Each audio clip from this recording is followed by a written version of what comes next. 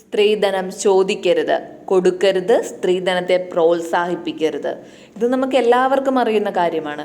എന്നിരുന്നാൽ പോലും നമ്മുടെ നാട്ടിൽ സ്ത്രീധനം വളരെ വ്യാപകമായി കൊടുക്കുകയും കല്യാണത്തെ ഒരു കച്ചവടമാക്കി മാറ്റുകയും ചെയ്യുന്നു. ഉത്തരയും വിസ്മയവും ഒക്കെ ഇതിനിരകളായ ആളുകളാണ്. ഏറ്റവും അടുത്തായി സ്ത്രീധനത്തെ ചൊല്ലിയുള്ള തർക്കത്തിനു മേൽ ആത്മഹത്യ ചെയ്ത മെഡിക്കൽ കോളേജ് വിദ്യാർത്ഥിനി ഡോക്ടർ ഷഹാനയുടെ കേസിൽ പ്രതിയായ ഡോക്ടർ റുവൈസിന് ഹൈക്കോടതിയിൽ ഇപ്പോൾ വലിയ തിരിച്ചടിയാണ് സംഭവിച്ചിരിക്കുന്നത്. റുവൈസിന് പഠനം തുടരാൻ അനുമതി നൽകിയ ഹൈക്കോടതി സിംഗിൾ ബെഞ്ച് ഉത്തരവ് ഡിവിഷൻ ബെഞ്ച് റദ്ദാക്കിയിരിക്കുകയാണ്. റുവൈസ് സ്ത്രീധനത്തിന്റെ പേരിൽ വിവാഹത്തിൽ നിന്ന് പിന്മാറിയതിലുള്ള മനോവിഷമം മൂലം ഡോക്ടർ ഷഹന ആത്മഹത്യ ചെയ്തെന്നാണ് റുവൈസിനെതിരെയുള്ള കേസിൽ റുവൈസിന് നേരത്തെ തന്നെ ജാമ്യം ലഭിച്ചിരുന്നു.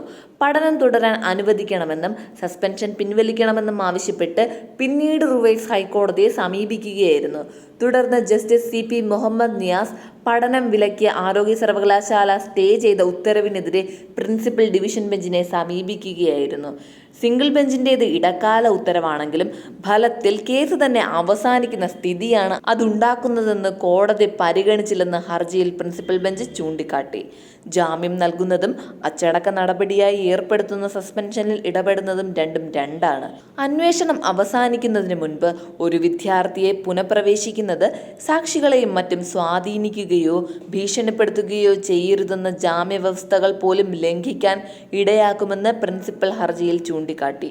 എന്നാൽ അതേ ക്യാമ്പസിൽ തന്നെ പഠനം തുടരാൻ അനുവദിക്കണമെന്നാണ് റുവൈസ് ആവശ്യപ്പെട്ടത്.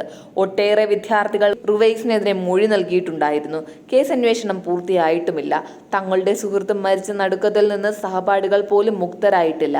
ഈ സാഹചര്യത്തിൽ കോളേജിനെ സംബന്ധിച്ചിടത്തോളം അവിടെയുള്ള വിദ്യാർത്ഥികളുടെ അക്കാദമിക താൽപര്യം സംരക്ഷിക്കേണ്ടതായിട്ടുണ്ടെന്നും പ്രിൻസിപ്പൽ ഹർജിയിൽ പറഞ്ഞിരുന്നു.